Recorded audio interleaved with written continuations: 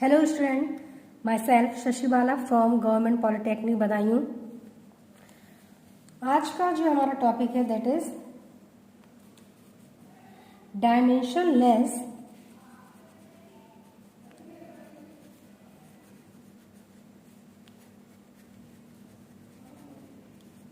numbers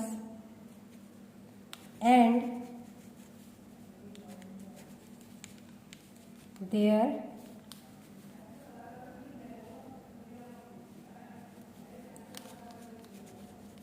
physical significance।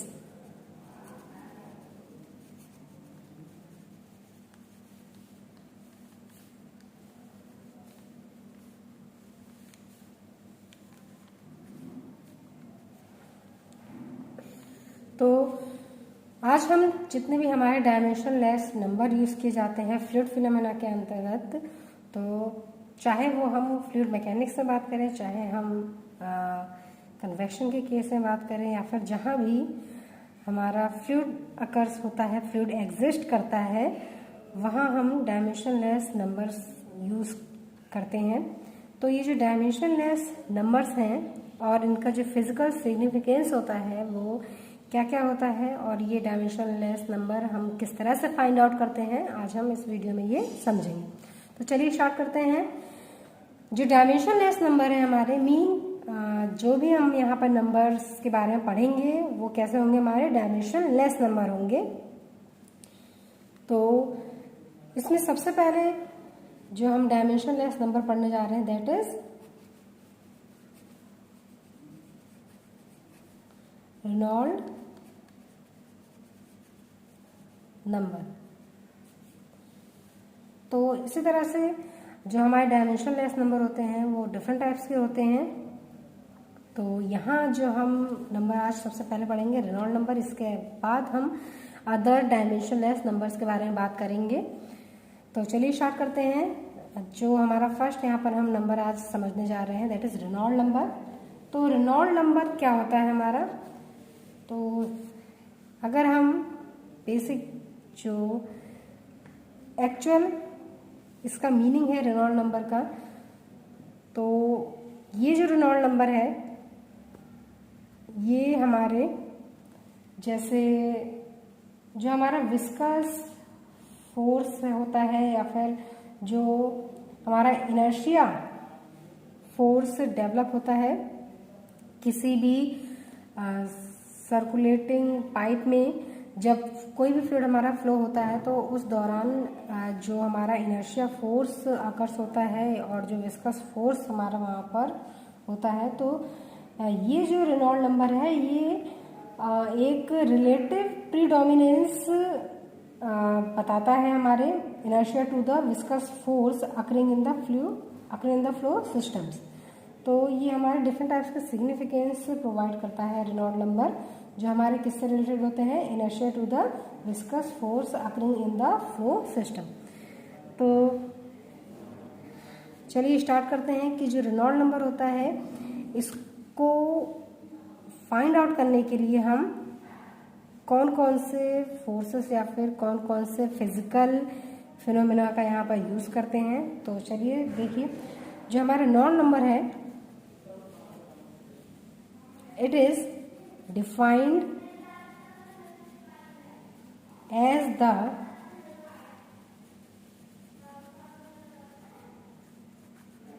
ratio of the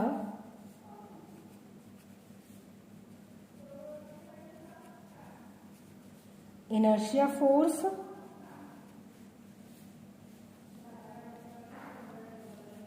to the viscous force. तो Reynold number हमारा inertia force और viscous force का ratio होता है। तो हम जो हमारा रेनॉल्ड नंबर है इसे कुछ इस तरह से लिख सकते हैं। जो रेनॉल्ड नंबर है इसे हम आर ई से डिनोट कर रहे हैं। तो आर ई इक्वल्स टू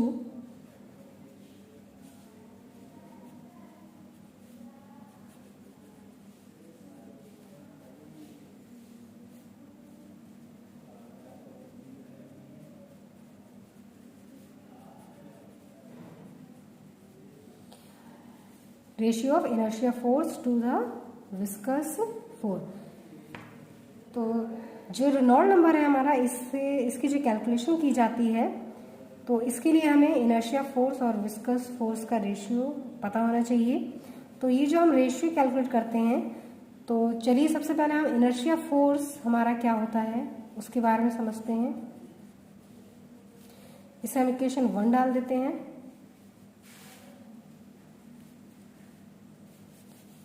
तो इनर्शिया फोर्स जो हमारा होता है that is m into A, mass into acceleration.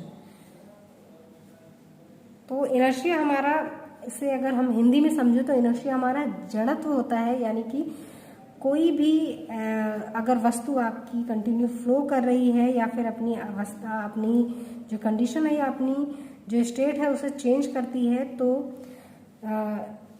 उस पर्टिकुलर पार्टिकल पर एक फोर्स अप्लाई करता है जो उसकी अवस्था परिवर्तन का विरोध करता है, जिसे हम क्या कहते हैं, इनर्शिया। यानी कि कोई भी अगर आपका पार्टिकल है या कोई भी आपका जो सब्सटेंस है, तो उसके जो भी पार्टिकल्स हैं वो पार्टिकल्स अगर आपके मूव हो रहे हैं या फिर वो अपनी अवस्था को, अपनी स्टेट को चेंज कर रहे हैं, तो उस दौरान एक इनर्शिया फोर्स वहाँ पर डेवलप होता है जो उस पार्टिकल की स्टेट जो चेंजमेंट हो रही है उसका क्या करते हैं, विरोध करते हैं, यानी कि पार्टिकल की अवस्था परिवर्तन का विरोध करते हैं। और यही जो फोर्स आपका एक्ट होता है ये हमारा क्या कहलाता है, इनर्शिया फोर्स। तो इनर्शिया फोर्स हमारा होता है m into a. m equal to हमारा क्या होगा यहाँ पर, देखिए रो इक्वल टू जो हमारी डेंसिटी होती है मटेरियल की, तो रो इक्वल टू हमारा होता है m अपॉन बी। जो m है हमारा यहाँ पर मास है सब्सटेंस का, और जो v है वो क्या है, कंटेनर का वॉल्यूम है। जिस कंटेनर में यानी कि v वॉल्यूम में जो आपका m मास का जो सब्सटेंस है या फिर जो भी अमाउंट आपका फिल है, तो उसकी डेंसिटी को हम निकालने के लिए क्या करते हैं, जो डेंसिटी होती है हमारी वो क्या होती है, m अपॉन v। तो यहाँ से जो m की वैल्यू है, जो इनर्शिया फोर्स है वो क्या होता है हमारा, मास इंटू एक्सेलरेशन। तो जो m हो गया यहाँ से क्या हो गया, रो इंटू v। तो ये वैल्यू हम यहाँ पर रख देंगे, रो इंटू v। और एक्सेलरेशन हमारा क्या होता है, वेलोसिटी रेट, यानी कि पर यूनिट टाइम में जो वेलोसिटी में चेंजमेंट आता है वो हमारा क्या होता है, एक्सेलरेशन। तो ये हमारा क्या हो गया, velocity into velocity upon time, यानी कि पर यूनिट टाइम में जो वेलोसिटी में चेंजमेंट आता है, यानी कि वेग परिवर्तन की दर हमारा क्या कहलाता है, एक्सेलरेशन कहलाता है। इसके बाद इसे और ज़्यादा सिंप्लीफाई करेंगे तो रो इंटू वी। वी हमारा क्या है यहाँ पर, वॉल्यूम। तो वॉल्यूम को हम किस तरह से ले सकते हैं, एल क्यूब। तो ये हमारा क्या हो गया, एल क्यूब हो गया। तो वॉल्यूम की जगह हम क्या रख देंगे, एल क्यूब। और ये जो हमारा वेलोसिटी था, ये हमारी वेलोसिटी है और ये हमारा वॉल्यूम था। तो इसे मैं यहाँ पर वी डैश से दिखा दे रही हूँ।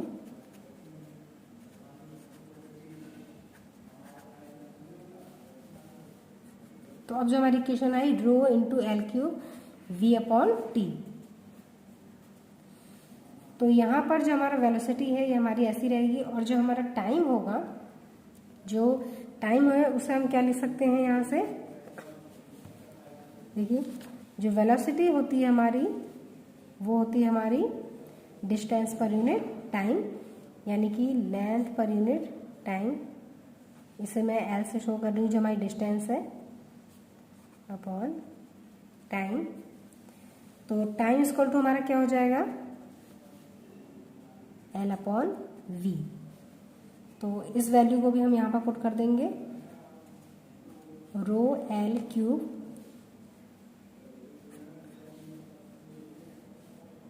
v, और t इक्वल टू हमारा क्या था, एल अपॉन वी। तो ये हमारा क्या आ जाएगा, इस तरह से आ जाएगा। तो ये हो जाएगा हमारा rho L cube V square upon L. तो यहाँ से एल से कैंसिल हो जाएगा हमारा। तो फाइनल जो हमारा इनर्शिया फोर्स आएगा वो क्या आ जाएगा, rho L square V square. तो ये हमारी वैल्यू आती है इनर्शिया फोर्स की। तो अब हम विस्कस फोर्स जो हमारा यहाँ पर यूज होता है उसकी वैल्यू को फाइंड आउट करेंगे। तो जो हमारा विस्कस फोर्स होता है that is shear stress into area. तो विस्कस फोर्स की हमारी वैल्यू होती क्या होती है, शेयर स्ट्रेस इनटू एरिया।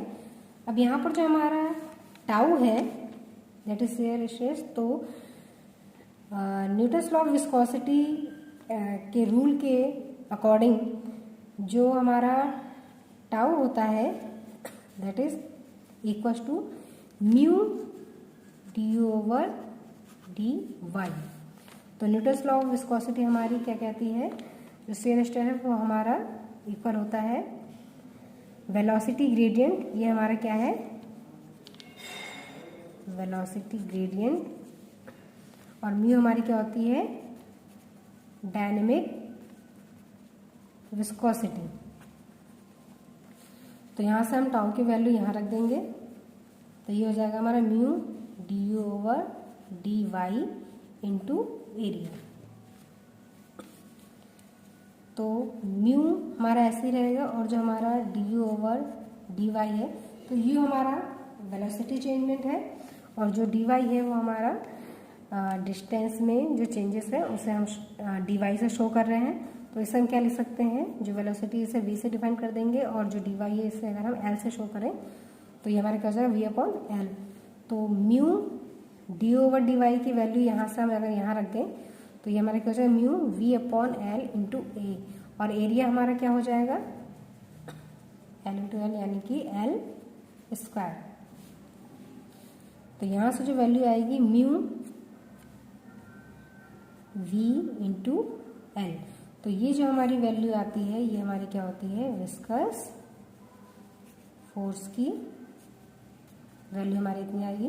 तो जो हमारा रेनॉल्ड नंबर होता है मैंने आपको बताया था it is the ratio of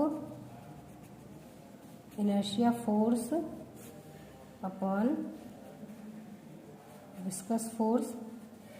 तो ये जो वैल्यू हमने निकाली थी विस्कस फोर्स की और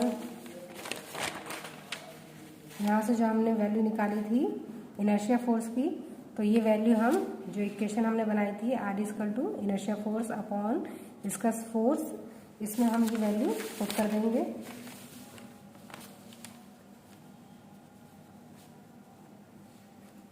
तो rho V square L square upon mu V L.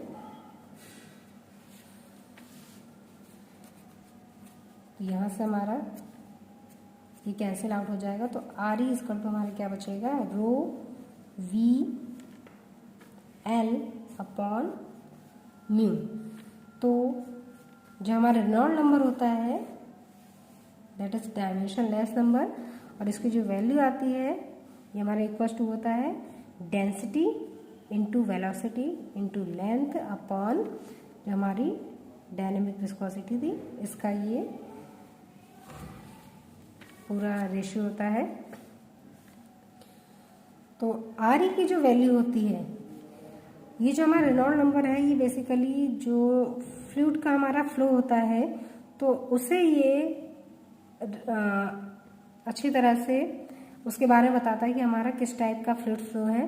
तो हमारा जो फ्लूइड फ्लो होता है उसमें हम बेसिकली टर्बुलेंट फ्लो और लैमिनार फ्लो के बारे में पढ़ते हैं सबसे ज़्यादा।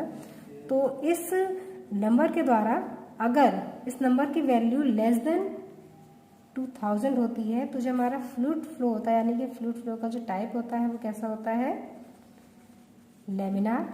और अगर हमारी आर ई की वैल्यू 4000 से ज़्यादा होती है तो हमारा जो फ्लूइड का फ्लो होता है वो कैसा होता है, टर्बुलेंट। तो ये एक सिंपल सिग्निफिकेंस था, एक बेसिक सिग्निफिकेंस था अबाउट द रेनॉल्ड नंबर। तो यहाँ पर देखिए जो आर इक्वल टू हमने निकाला है density into velocity into length upon dynamic viscosity. तो यहाँ पर जो लेंथ है ये आप इसे ऐसे भी शो करते हैं, और अगर आप कोई सर्कुलर पाइप ले रहे हैं या इसे डाया के फॉर्म में डिनोट करना चाहते हैं तो हम इसे क्या लिख सकते हैं, रो वी डी अपॉन म्यू। तो हम इसे उस फॉर्म में भी शो कर सकते हैं। तो चलिए बात करते हैं अब इसके सिग्निफिकेंस की। तो एक जो बेसिक सिग्निफिकेंस था वो तो ये था आपका, जिसे सबसे ज़्यादा समझा जाता है रेनॉल्ड नंबर के बारे में। जब भी हम बात करते हैं तो जो फर्स्ट सिग्निफिकेंस है वो हमारा यही आता है कि ये हमारे टाइप्स ऑफ फ्लूइड फ्लो के बारे में बताता है। तो जो अदर हमारे सिग्निफिकेंस है उसमें हमारा जो नेक्स्ट है इसमें देखिए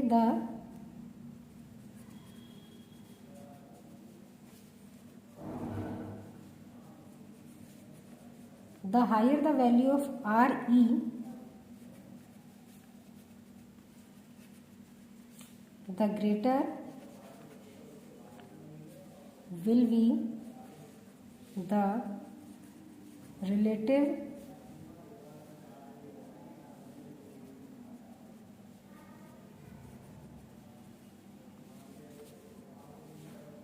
contribution of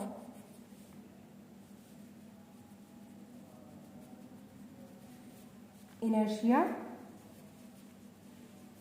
effect. If the smaller the value of Re, the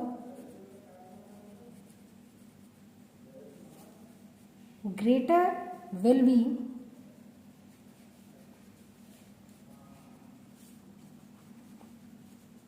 the relative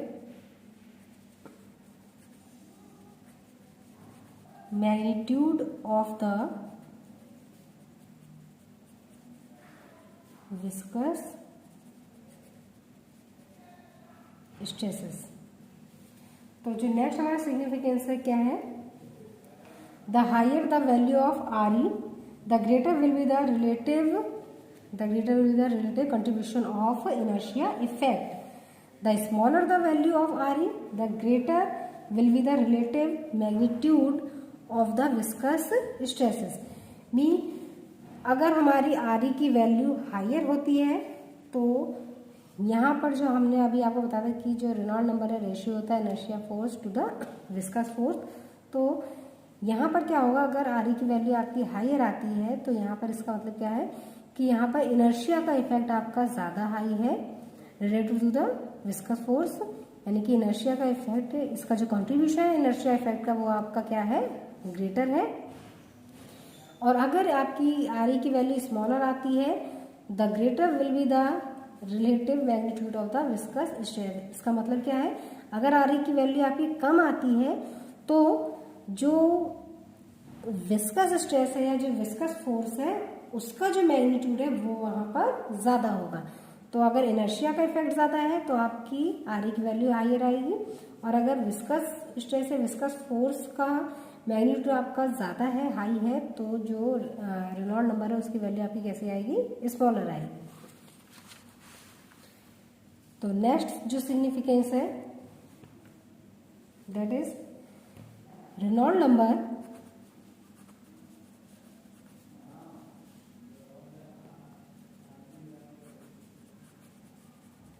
is taken as an important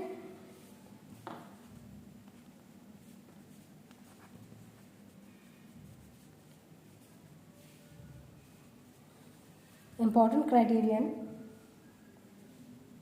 of kinematic and dynamic similarities in forced convection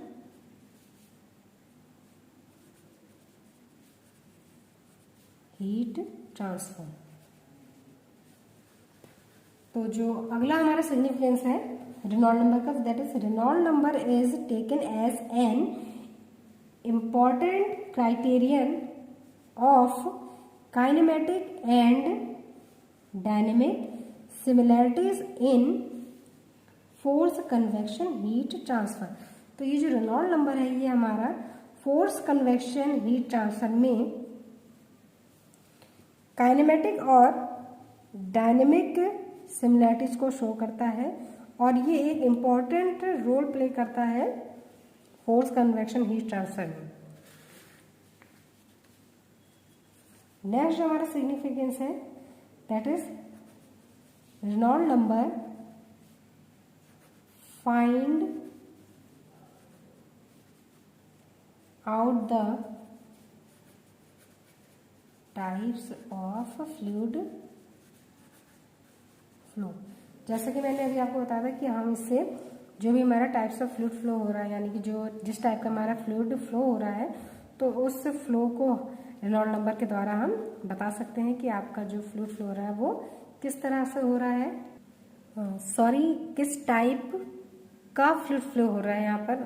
तो इसे यहाँ पर हम फाइंड आउट करते हैं।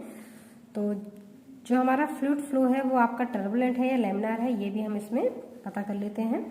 और जो यहाँ पर जो सेकंड सिग्निफिकेंस यहाँ पर मैंने आपको बताया था कि आपका इंपॉर्टेंट रोल प्ले करता है काइनेमेटिक एंड डायनेमिक सिमिलैरिटीज में। तो यहाँ पर ये जो काइनेमेटिक विस्कोसिटी है, तो यहाँ पर ये हमारी इस तरह से कुछ शो होगी। देखिए जो हमारा आर की वैल्यू थी जिसे हमने निकाला था रो वी एल अपॉन म्यू, तो हम इसे क्या लिख सकते हैं V L upon mu upon rho. और जो म्यू अपॉन हमारा रो होता है यानी कि डायनेमिक विस्कोसिटी अपॉन डेंसिटी, तो इसे हम कहते हैं काइनेमेटिक विस्कोसिटी, जिसे हम न्यू से रेफर करते हैं। तो ये क्या हो गया हमारा V L upon new. New means आपका क्या हो गया यहाँ पर ये काइनेमेटिक विस्कोसिटी होती है। तो इस तरह से हम यहाँ पर ये सारे सिग्निफिकेंस जो रेनॉल्ड नंबर से रिलेटेड हैं इन सभी को यहाँ पर पढ़ते हैं।